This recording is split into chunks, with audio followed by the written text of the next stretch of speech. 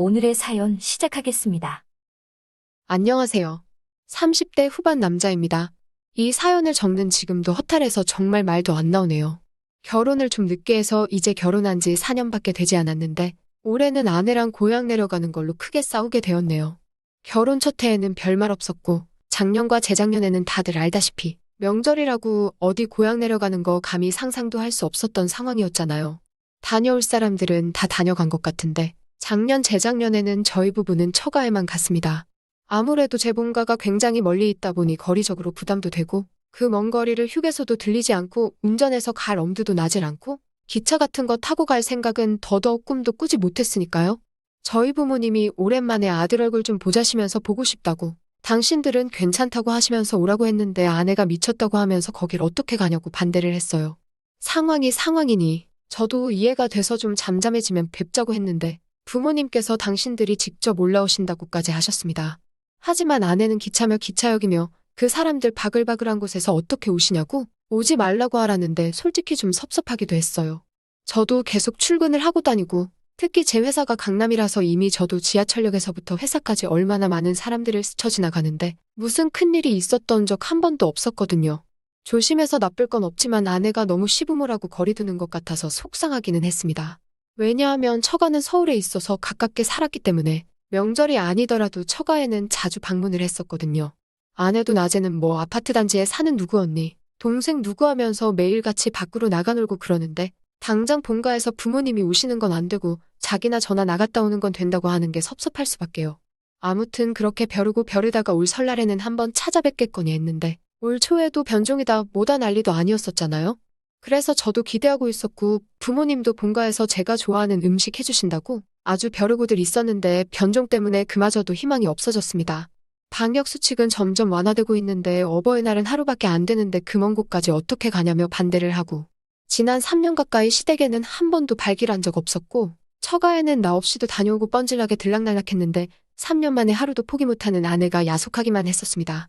뭐 결국 이런 신세한탄을 해도 아직도 확진자 수가 많이 나오는 와중에 제가 정신 나간 놈이고 아내가 옳은 행동을 하고 있는 상황이었으니 크게 말은 하지 않았지요.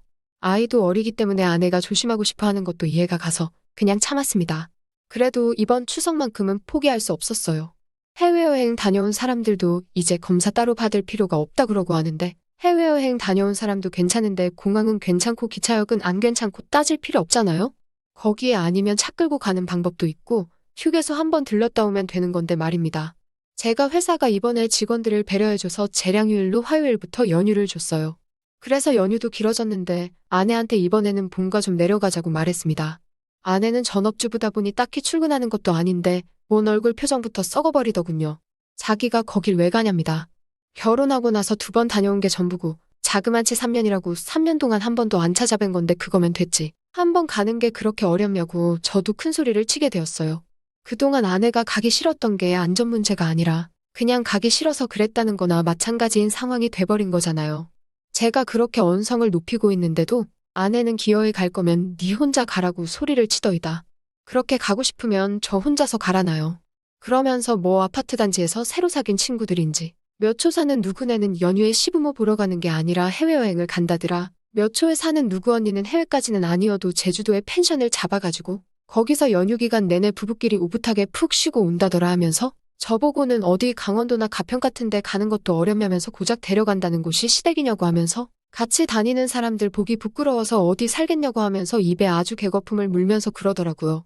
저도 확 열이 받으니까 어떻게 참을 수가 없어서 집에 더 있다간 정말 무슨 일이 날 것 같아 그냥 그 길로 집 밖으로 나왔습니다.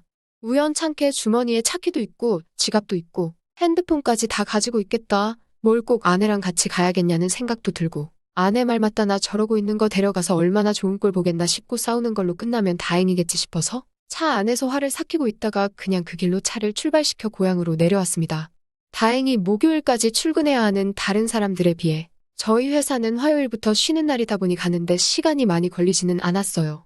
차도 덜 막히고 혼자 뻥 뚫린 고속도로를 질주하고 있으니 차올라 있던 화도 점점 식어버리고 아내 두고 혼자서 떠나버린 귀성길이 오히려 마음이 편안하기까지 하니 차라리 잘한 결정이구나 하는 생각마저 들었습니다. 웃긴 건 고향까지 운전하며 내려간 5시간 동안 아내한테서는 미안하다는 말도 어디냐는 말도 제 걱정조차도 단 한마디의 연락도 오지 않았습니다. 그쯤 되니 안 해도 될 대로 되라 하는 심정이었어요. 오죽 마음이 편안했으면 평소라면 화장실 한번 들렀다 가도 이상할 게 없었을 텐데 화장실 생각도 나지 않아서 휴게소도 그냥 지나쳐서 논스톱으로 고향집에 도착하게 되었습니다. 한동안 얼굴 보기 힘들었던 첫째가 말도 없이 고향집에 내려오니 부모님도 많이 놀라시더라고요. 괜히 싸우고 왔다 해봐야 내 얼굴에 침 뱉기나 마찬가지다 보니 그냥 저 혼자 놀래켜주려고 먼저 차 끌고 왔다고 했습니다. 아내는 명절 당일날 되면 기차 타고 따로 오기로 했다고 대충 둘러대니 부모님도 잘 됐다고 하시면서 좋아하셨어요. 마음은 무거웠지만 그때 일은 그때 돼서 생각하기로 했습니다. 그런데 막상 부모님 댁에 오니 할 것도 없더라고요. 제 형제들도 아직 명절 연휴가 아니다 보니 오려면 며칠은 더 있어야 하고 부모님도 막상 제 얼굴을 보니 좋았지만 안부 묻는 거야 한두 시간이면 다 끝날 일이고 저녁 식사 먹고 나니 부모님은 원래부터 일찍 주무시고 새벽잠이 없으신 분들이다 보니 피곤하다고 주무시러 들어가셨고요. 저도 딱히 할 게 없으니 잠이나 일찍 자야겠다 싶어서 자리에 누웠는데 막상 자리에 누우니 운전하면서 쌓였던 피로도 안 느껴지고 집 나온 지도 이제 12시간이 넘어가는데 연락 한 번 없는 아내 생각을 하니 우라가 치밀어 오르기 시작하니 오던 잠도 달아나서 오지 않더라고요. 그래서 안 되겠다 싶어서 밤 산책이나 하다 보면 잠이 오지 않을까 싶어서 무작정 밖으로 나갔습니다. 대학 졸업 후 취직 준비하는 동안은 다시 고향집에 내려와서 지냈었는데 벌써 취직한 지도 10년이 다 되어가는데 이 시골 동네는 바뀐 게 거의 없더라고요. 그냥 동네 슈퍼 자리에는 편의점이 들어선 정도 말고는 보도블럭 정비도 안 하는지 괜히 10년 전 그때와 똑같아 보였습니다. 자주 가던 술집도 간판이 더 허름해졌을 뿐 변한 게 없더라고요. 그러다 문득 옛날 생각이 나더라고요. 그 술집 앞을 지나니 맨날 시켜 먹던 두부김치에 소주가 다 생각이 났습니다. 그때는 돈이 없어서 비싼 건 못 시키고 그거 하나 시켜다가 소주만 대병씩 마시고는 했고 그 당시에는 내가 성공해서 돈 많이 벌어서 두부김치 같은 건 2번 다시 안주로 시켜 먹지 않겠다 다짐을 했었는데 문득 오랜만에 그 술집 앞을 지나니까 옛날 향수에 취한 건지 아니면 지금의 매정한 마누라를 만나기 전이었던 그 시절이 그리워진 건지 아무튼 그냥 지나칠 수 없더라고요. 그렇게 가게 안에 들어갔습니다. 살짝 늦여름의 습도와 기름에 찌든 냄새는 그대로더군요. 후줄근한 인테리어도 가게 벽에 대충 붙어있는 메뉴판도 그대로였습니다. 달라진 게 있다면 메뉴판 앞에 맨 앞자리 숫자만 스티커로 바꿔놓은 물가 상승의 흔적뿐이라고 할 수 있겠네요. 가게 안을 들어서자 일하는 직원이 저를 반겨줬습니다. 제가 항상 앉았던 창가 자리에 앉았지요. 이 자리는 에어컨이 항상 잘 들어오는 꿀 같은 자리였거든요. 평소 먹던 대로 두부김치 하나를 주문하고 소주 한 병을 주문했습니다. 아직 연휴 시작 전이라 그런지 그래도 손님이 꽤 많은 상황이었습니다. 손님이 몰리기 시작하니 주문이 밀리는 건지 음식이 나올 생각을 안 하더라고요.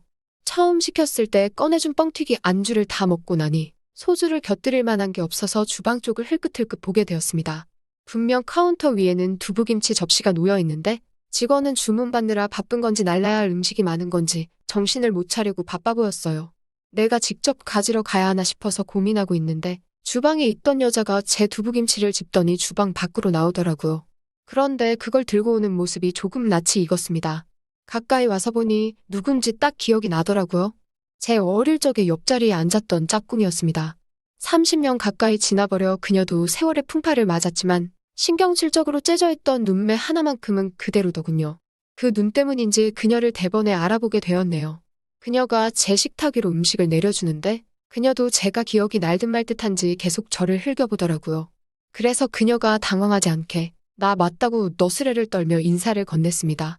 그러니 그녀가 얼굴 표정이 갑자기 환하게 바뀌더니 그동안 뭐하고 지냈냐면서 저를 엄청 반겨주는 겁니다.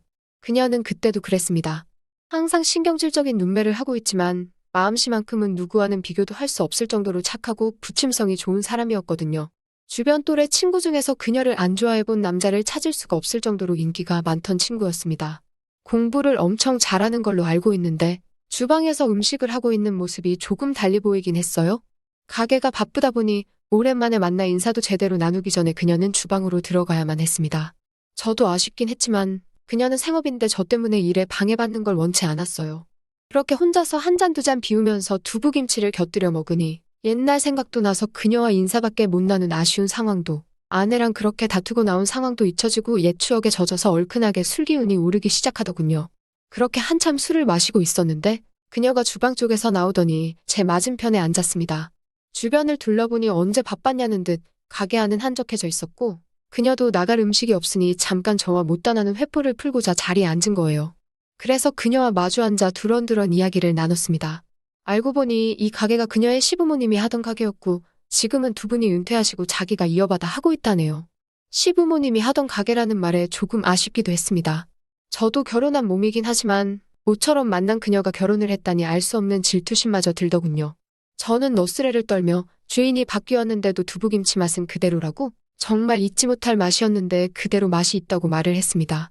그러니까 그녀가 너네 마누라가 해준 것보다 더 낫지? 하면서 저한테 물어보더군요. 은근슬쩍 제가 결혼을 했는지 안 했는지 떠보고 있구나 하는 느낌이 딱 들었습니다. 그녀가 먼저 이렇게 나서서 밀당을 해준다는데 저라고 거스를 필요가 있나 싶었어요.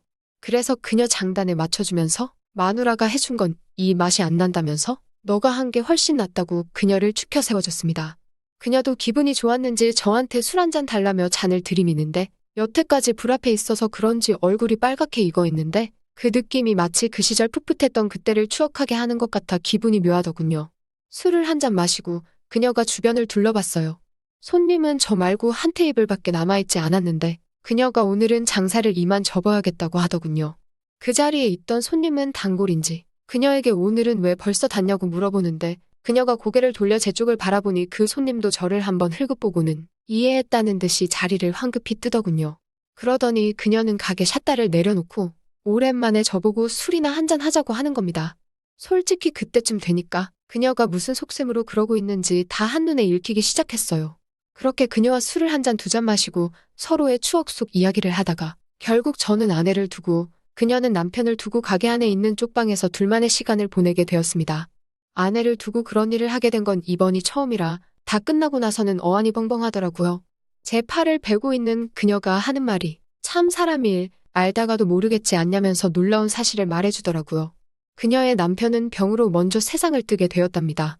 그녀는 원래 그전에는 공부를 잘해서 회사를 다니고 있었는데 가게를 물려주려 했던 남편이 세상을 떠나니 자식을 먼저 보낸 시부모님이 많이 상심하셔서 장사도 내팽겨치고 말도 아니었다네요. 그걸 보다 못한 그녀가 과부가 되었다고 해도 남편과의 의리를 지켜서 다니던 회사를 그만두고 시부모님으로부터 가게를 물려받게 되었고 시부모님도 자기한테 음식을 다 가르쳐주고 난 뒤에는 세상에 미련이 없어지셨는지 거짓말처럼 아들을 따라 가셨다고 하네요. 그때는 정에 이끌려서 그렇게 행동했는데 이제 와서 나이 먹고 청춘을 다 날리고 나니 왜 그랬나 싶고 혼자 지내는 게 너무 외롭다고 하는 겁니다. 그런데 그녀가 하는 말이 옛날부터 제가 그리웠다고 하는 거예요. 힘들 때마다 어릴 적 그때 제 생각이 났다나요? 그리고 그 와중에 제가 정말 영화처럼 가게 안으로 들어와 있었다고 하는 거였고요. 그녀와 저의 만남이 마치 운명처럼 돼버린 거였지요. 아내와 그렇게 싸워버리고 왔는데 오래전부터 저에게 연심을 품고 있었다는 과부가 된 30년지기 친구의 말을 들으니 마음이 다 설레더군요. 저에게 이제 두 번 다시 찾아오지 않을 것 같았던 청춘이 돌아온 느낌이었습니다. 그렇게 그날 새벽까지 그녀와 함께 있었는데 다음날 밤도, 다음날 새벽도, 그 다음날마저도 그녀와 3일 밤낮을 함께 보냈습니다. 그때까지 아내한테서는 단 한 번의 연락조차 없었고 이대로 차라리 이혼을 하고 저도 고향으로 내려와 그녀와 아예 새 출발을 하는 게 낫지 않겠나 하는 생각도 들었습니다. 새벽까지 또 그녀와 함께 둘이 시간을 보내다 아침이 밝아서 자고 있는 그녀를 두고 가게에서 나왔는데 그 모습을 저희 어머니가 보셨나 봅니다. 저보고 미쳤다고 하면서 그 새벽에 거기선 왜 나오냐고 하시더라고요. 술 좀 마시다가 뻗었다고 대충 둘러댔는데 어머니께서는 다행히 그 말을 믿어주시더군요. 그러고선 저에게 경고를 하는 겁니다.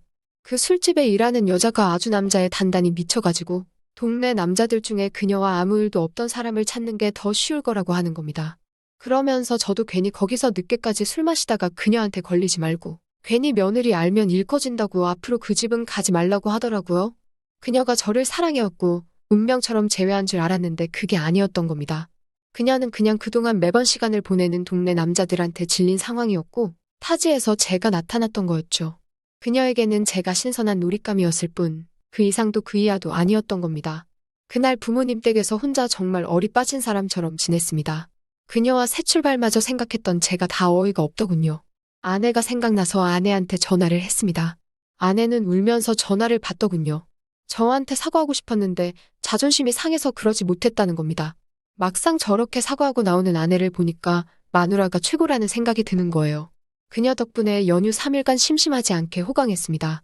이제는 저도 정상적인 제 가정을 찾아서 가야겠지요. 추석 당일은 아무 일도 없이 편히 쉬었으니 오늘은 빨리 차 끌고 올라가 아내를 만나야겠습니다. 여러분들도 한순간의 실수로 가정을 잃는 상황이 오지 않길 바라며 오늘 제 이야기는 여기서 이만 줄이도록 하겠습니다. 또 찾아주셔서 감사합니다. 매일 새롭고 흥미로운 사연으로 찾아뵙겠습니다.